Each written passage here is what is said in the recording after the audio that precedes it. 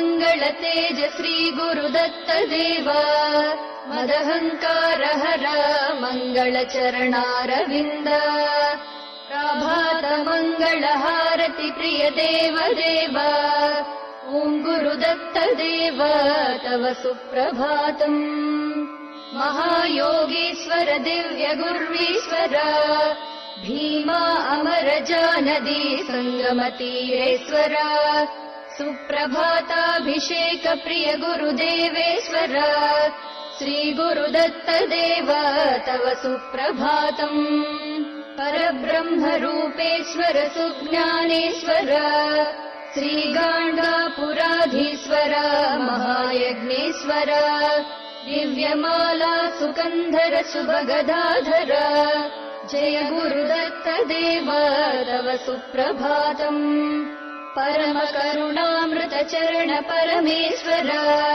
ईश्वर रूप योगीश्वर गंगाधर दिव्याक्षमालाधर धीशक्ति गदाधर ओम गुरुदत्त देव तव सुप्रभातम् श्री महाविष्णुदेव स्वरूप देव सकल नक्षत्र कान्त्यन्तरङ्गात्मदेव श्री ज्ञान बीजाक्षरन्तरङ्गात्मदेव श्री गुरुदत्त देव तव सुप्रभातम् दिव्य परिमळ वीचिकलु निनु చేరవేచే పక్షిగణములు నిను ప్రస్తుతింపనిలచే నవారుణ కాంతులు నీ దయతో విరిసే జయ గురుదత్త దేవ తవ సుప్రభాతం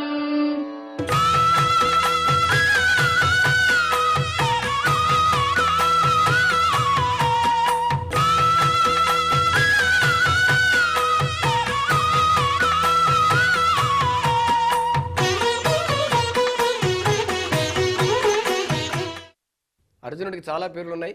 ఎప్పుడైనా పిడుగుపాటు పడుతూ ఉంటే చాలామంది అర్జునుడి పేరు చదువుకుంటే భయం పోతుందో పిడుగు దగ్గరికి రాదు అంటుంటారే. దానికి ప్రమాణం ఎంతవరకు ఉందో తెలియదు. కానీ ఒకటేంటంటే మనకు ఏదైనా భయం కలిగినప్పుడు ఒక బలవంతుడిని మనం ఆశ్రయించాలనుకుంటాం.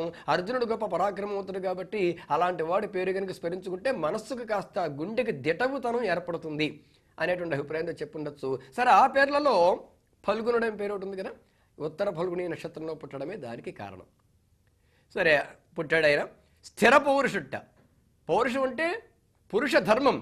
అంటే ఎవరి దగ్గర కూడా తలకాయ వంచకుండగా నా అంతటి వాడుగా నేనుండాలనుకునేటువంటి లక్షణం కలిగి ఉండడమే పౌరుషం అంటే. ఎవరి వల్ల మాట పడకుండా ఉండడం, ఎవరి దగ్గర తలకాయ వంచకుండా ఉండడం. అలాగనేది పొగరుమోతుతనము కాదు.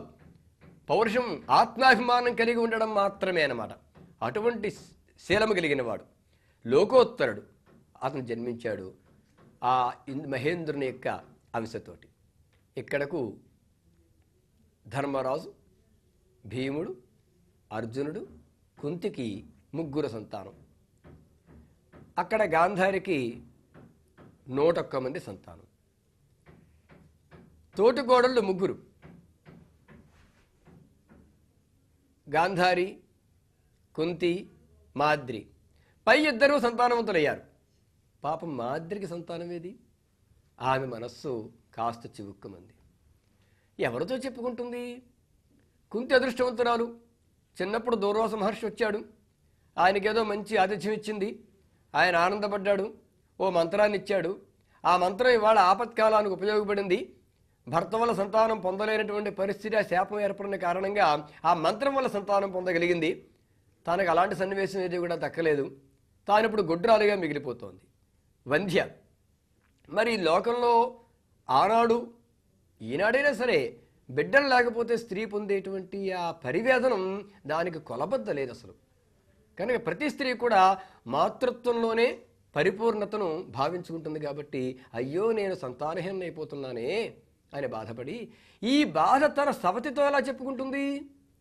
అక్క, నువ్వు సంతానవతి అయ్యావు, నేను అవ్వలేకపోయాను అని అక్కడికి వెళ్ళి బాధపడింది అనుకో, అదిగో నాకు పిల్లలు పుట్టారని చెప్పి నువ్వు అసూయపడుతున్నావు అంటుంది ఆవిడ.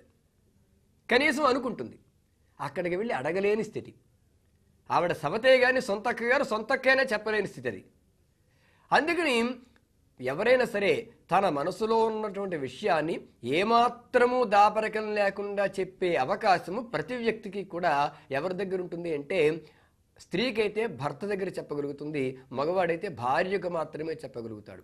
ఈ భార్యాభర్తల మధ్య అరమెరకలు లేకుండా విషయాలు చెప్పుకోగలిగినటువంటి స్వేచ్ఛ కనీసం తల్లి దగ్గర చెప్పలేము, తండ్రి దగ్గర చెప్పలేము, అన్నదమ్ముల దగ్గర చెప్పలేం. మనకు లోతైనటువంటి కొన్ని ముఖ్యమైనటువంటి విషయాలు మన భార్య దగ్గర చెప్పగలుగుతాం. అలాగే స్త్రీలు కూడా వారి భర్తలకు చెప్పగలుగుతారు, కనీసం వారి కన్న బిడ్డలకు కూడా చెప్పుకోలేని విషయాలు. అంచేత భార్యాభర్తల మధ్య ఉండేటువంటి సంబంధం అంత గొప్పది.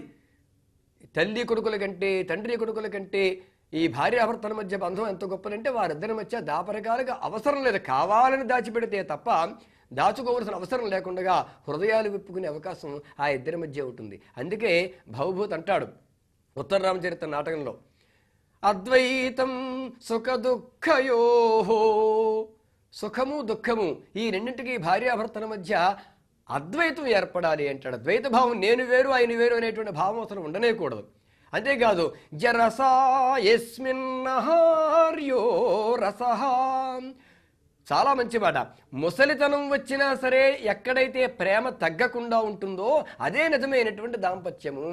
వయస్సులో ఉన్నప్పుడు వయసు పంకం చేత, శారీరకమైన ఆకర్షణ చేత ఒకరికొకరు దగ్గరగా ఉండడం కాదు, ముసలితనం వచ్చిన తర్వాత శారీరకములైనటువంటి అవసరములు తగ్గిపోయినప్పుడు కూడా ఒకరిని విడిచిపెట్టి మరొకరు ఉండలేకపోతే, ఒకరి కోసం ఒకరు ఎదురు చూపులు చూస్తూ ఉంటే అదే నిజమైనటువంటి దాంపత్యం. ఆ దాంపత్యానికి భవభూతి సుమానుషము అని పేరు పెట్టాడు. అదే నిజమైనటువంటి మానవత్వం అంట, ఆ దాంపత్యమే. అసలు భారతీయ సంస్కృతి మొత్తం అంతా ఈ దాంపత్యం మీదే ఆధారపడింది. మిగిలినటువంటి దేశాల్లో ఏ దేశానికి లేనటువంటి నాగరికత, ఏ దేశానికి లేనటువంటి గొప్ప సంస్కృతి భారతదేశంలో వైవాహిక వ్యవస్థ, ఈ దాంపత్య వ్యవస్థ మాత్రమే. అందుకే ఇవాళ దేశాలన్నీ కూడా చేతులెత్తు మొక్కుతున్నాయి. భారతీయ వివాహ వ్యవస్థ, భారతీయ దాంపత్య వ్యవస్థ చాలా గొప్పది. దీన్ని గనక ఆదర్శం తీసుకుంటే మిగిలిన దేశాలన్నీ కూడా వ్యాధి నిరోధక శక్తి క్షీణించిపోవడం వల్ల వచ్చే మరణాలకు అడ్డుకట్ట వేయచ్చు. కనుక భారతదేశపు దాంపత్య వ్యవస్థను, ఆ వ్యవస్థను, ఆ సువ్యవస్థను ఆదర్శంగా తీసుకోండి అని మిగిలిన దేశీయులందరూ చెబుతుంటే మన సంస్కృతి యొక్క గొప్పతనం మనం గుర్తించలేని స్థితిలో వాడున్నాం. ఇది ఈనాటి తరమంతా కూడా చాలా జాగ్రత్తగా ఆలోచించాల్సినటువంటి పరిస్థితి. గగమామ దదమామ గగమ దదమ గగమ దదమ గమ దమ గమ గసలి సగమద ఒక పరి వయ్యారమై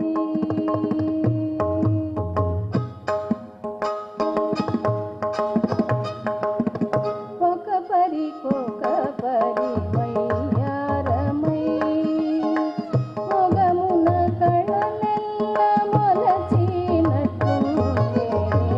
ఒక పరి వయ్యారమై మొగమున కళలెల్ల మొలచినట్టుండే ఒక పరి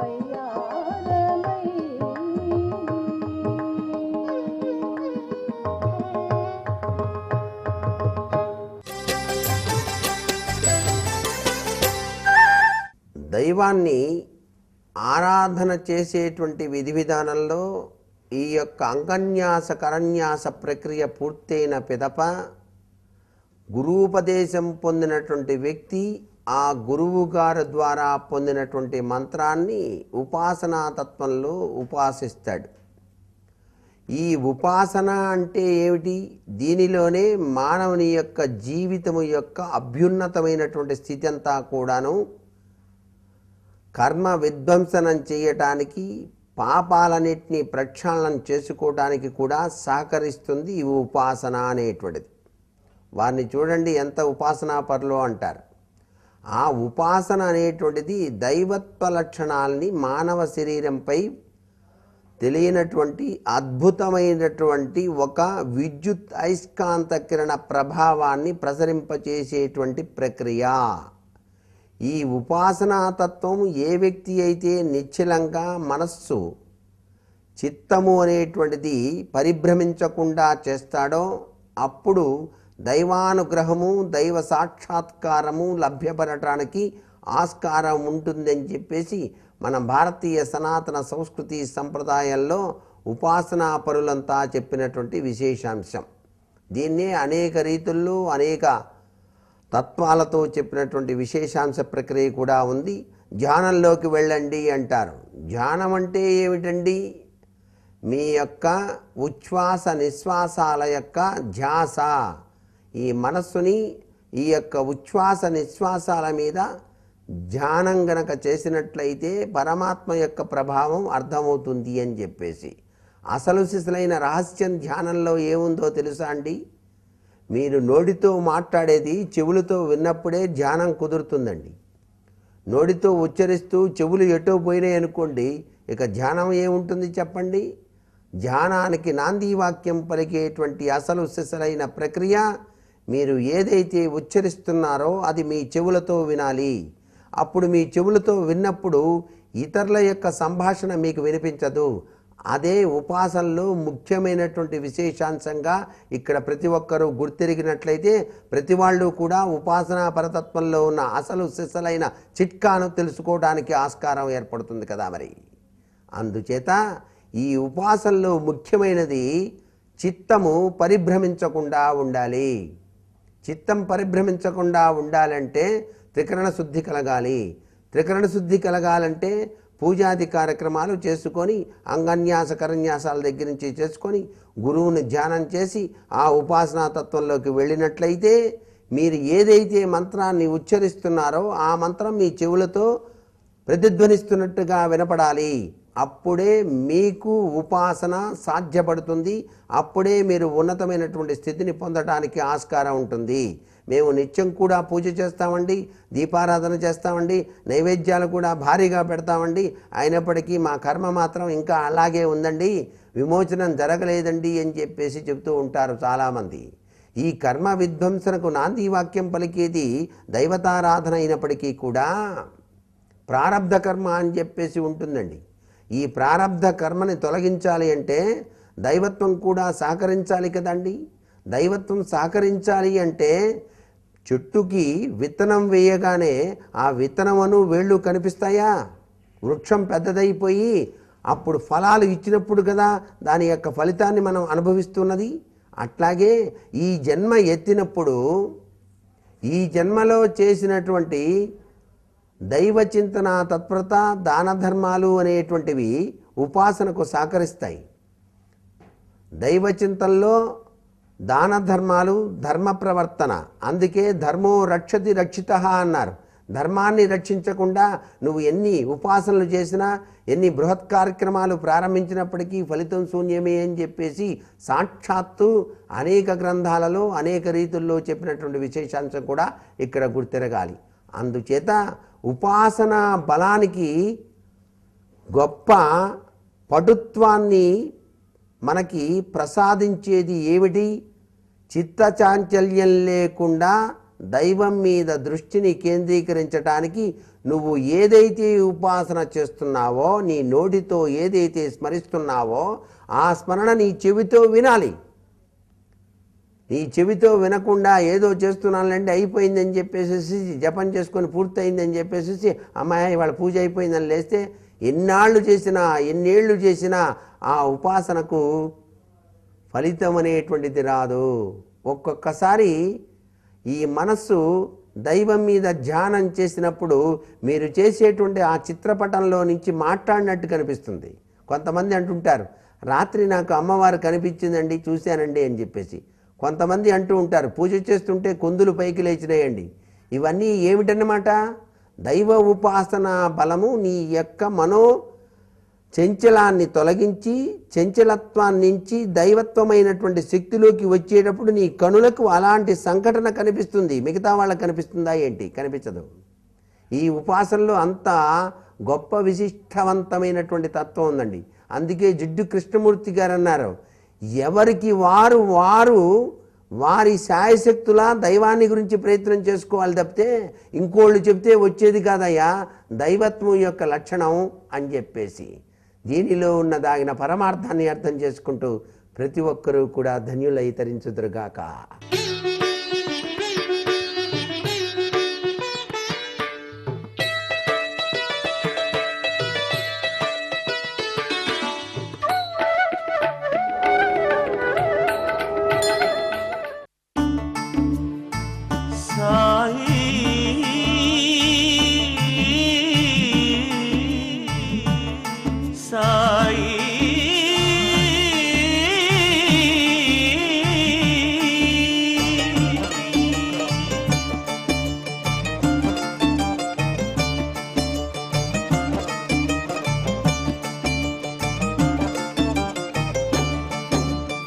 ఎక్కడ పుట్టితివో సాయి ఎక్కడ పెరిగితివో, ఎక్కడ పుట్టితివో సాయి ఎక్కడ పెరిగితివో, షిరిడి చేరి ఆశ్రిత జనులను తరింపగజేసితివో, జననములేని జగన్నాథుని జన్మ రహస్యమును తెలియగా లేము మేము తెలుసుకోలేము, తెలియగా లేము మేము తెలుసుకోలేము. ఎక్కడ పుట్టితివో సాయి ఎక్కడ పెరిగితివో.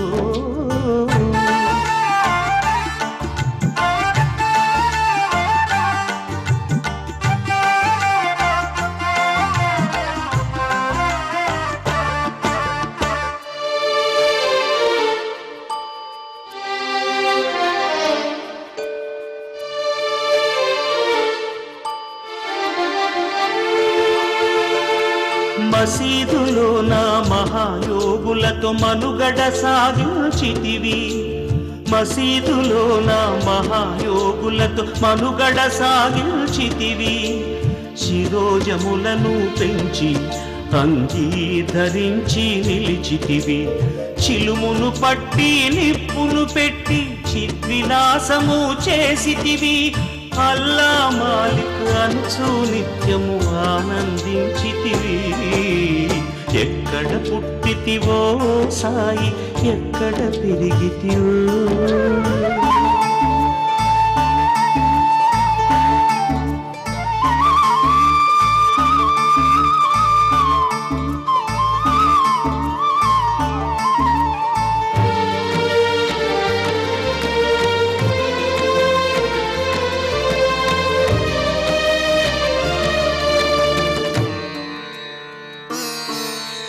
షిరిడి పట్టణమెంతటి పరమ పుణ్యము చేసుకున్నదో, షిరిడి పట్టణమెంతటి పరమ పుణ్యము చేసుకున్నదో, సాయినాథానికది సామ్రాజ్యమైనది. భగత్మలాస్పతి ఎంతటి భాగ్యము చేసుకొనెనో, సాయి అని తొలిసారిగా పిలిచి సార్థక్యమును పొందెను. ఎక్కడ పుట్టితివో సాయి ఎక్కడ పెరిగితివో, ఎక్కడ పుట్టితివో సాయి ఎక్కడ పెరిగితివో, షిరిడి చేరి ఆశ్రిత జనులను తరింపగజేసితివో, జననము లేని జగన్నాథుని జన్మ రహస్యమును తెలియగాలేము మేము తెలుసుకోలేము.